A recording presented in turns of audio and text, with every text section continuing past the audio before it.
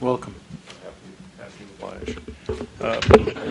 You've heard quite a bit from the at the state level or countywide efforts regarding roadway planning, but I want to take you a bit into the MPO level, which for the Sacramento Area Council of Governments, which is a little different from how the Bay Area handles it with, say, the Metropolitan Planning Organization. Yes, where for SACOG, this is a 6-county region, so we have to answer to quite a few different folks for not just transportation issues, but also land use issues, designing a long-range regional transportation and land use plan. So in that respect, we're a little similar to your council, where you have a regional plan that you're trying to get a number of different actors to follow suit, whether you have regulatory ability or maybe a handful of carrots to ask them to help you execute, implement your plan. So I wanted to take you a little bit into how SACOG has been handling that for our region. So we do speak with a number of public and private stakeholders when we're doing these long-range planning efforts, and we offer a number of short-range solutions when it comes to state and federal funds that SACOG has control over for transportation projects. And that's where I've been asked to speak a bit more about the rural-urban connection strategy. When you're on that edge, how do you shape a metropolitan transportation plan or a sustainable community strategy when you're thinking about those land use impacts and those transportation impacts for that growing community? You're talking about conflicting goals. There's great ones: rural economy versus environmental sustainability, identifying those rural challenges and opportunities, and testing the market changes, as well as probably the last one that I'll focus a bit more on is determining the rural transportation and other infrastructure needs. So I delivered a similar presentation to the California Freight Advisory Council last January about what SACOG is up to as far as freight movement. And when I brought up this slide, this is what their draft plan was at the time for state freight movement. And I asked them, well, what's happening in the white areas that don't have any ideas as far as state priorities? These are everything else that's happening there. So when an MPO like SACOG takes a look at that planning, what we did through the Rural Urban Connection Strategy is really dive down a little bit deeper.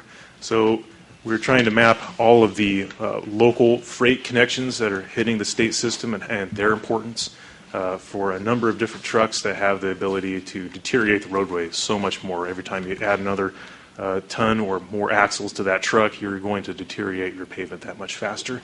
And how those trucks are hitting rural roadways for agricultural needs.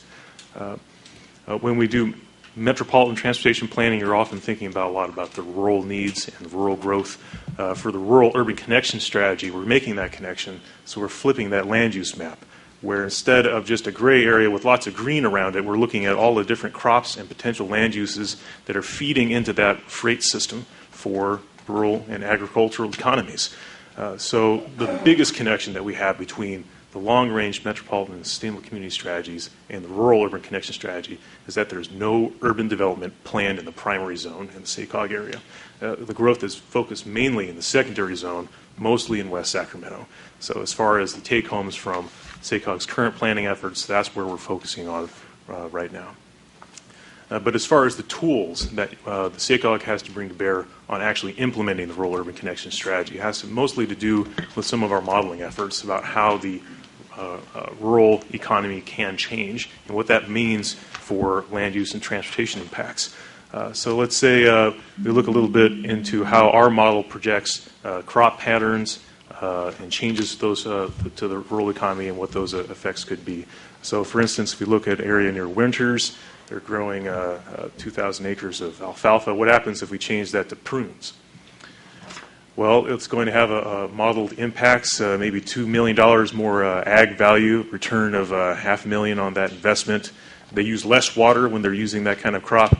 They're going to need a little bit more labor, so you're talking about different kinds of trips there. And you're going to have reduced truck trips just from that small change for that acreage. So we can offer these tools to whether it's planning commissions or individual farmers to be able to use this model and project how their changes to their local decisions can make regional benefits. So what are those regional impacts? Well, from all of the data that we've been collecting, we can show those origin and destination points in rural areas and then project their truck impacts on a parcel by parcel layer.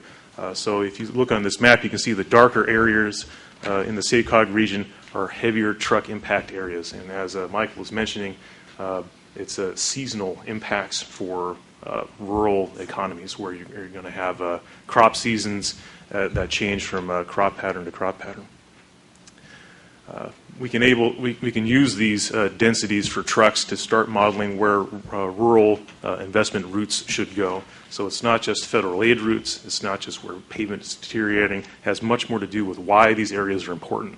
Why should we invest in rural routes and rural economies? Because we can understand those economies that much better. So from another data point of view, we're trying to collect where trucks are going right now. It's not just where state routes are or where local aid entities have labeled truck routes, but where are the trucks? So we've actually collected a lot of the private sector data about truck GPS pings. Every 15 minutes, a truck is letting its operator know where it is. So we've collected that data. Here's a quick glimpse at the Sacramento County where the red zones along these routes are where there's a lot more trucks moving around. And frankly, trucks are everywhere. They're not just on these truck routes, and they're impacting all of our local roads. Yeah, you can see this is a closer view on 5 and 99 on Twin Cities Road. And as the truck traffic bleeds into the Delta, we can see those hot spots coming up and offer this information to our local agencies to sponsor projects, to try to submit them into our long-range plans for consideration for funding.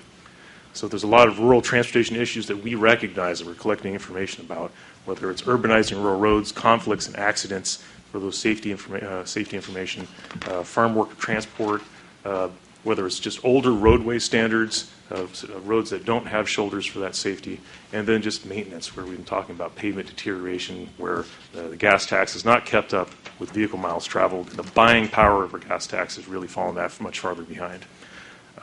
44% of the fatal collisions come from just 13% of the population. This is a serious safety issue for rural areas, and as the urban edge continues to move closer to rural areas, we've been monitoring that too, and that's information we're providing to our local sponsors. So the next steps for SACOG have more to do with making sure that that information is getting into the right hands for planning purposes, whether it's rural truck counts or planning for ag investment corridors with our rural parts of the county, unincorporated areas, exchanging better information with our Caltrans counterparts as they go through goods movement planning in District 3, and then making sure that all of these ideas and planning efforts are thrown into our next long-range plan update. And most of the, if you have a specific rural-urban connection strategy or modeling questions, David Shubazian is the principal project expert on that. But if you have questions about anything else, I'm right here to happy to answer those questions. Great, great. Any questions of Sam? Yes, Susan? Do you have an example of how the information from your planning tool changed a particular set of decisions? Kind of a case study? So that's where it is right now, case studies, where we're testing this modeling tool, seeing how farmers could use it to change the decisions. We have 2 case studies going on, one in Yolo and I believe one in Yuba counties right now, where we're trying to figure out how other potential scenarios where we can run whole different crop scenarios and then run them through planning commissions to see what they're thinking. So we're not there yet on the implementation side for the places model, but for the transportation side, we've already started using the ideas and the data from RUCs to help project sponsors come forward and compete for SACOG's regional funds. So there are a number of farm-to-market routes and pavement rehabilitation projects that we funded in the last year. That's a great tool. Thank you. Yeah, and on that note, I would just say that Delta Conservancy and others have been looking to spread the RUCS model to other parts of the Delta. They could get the funding for that. Ms. Schultz.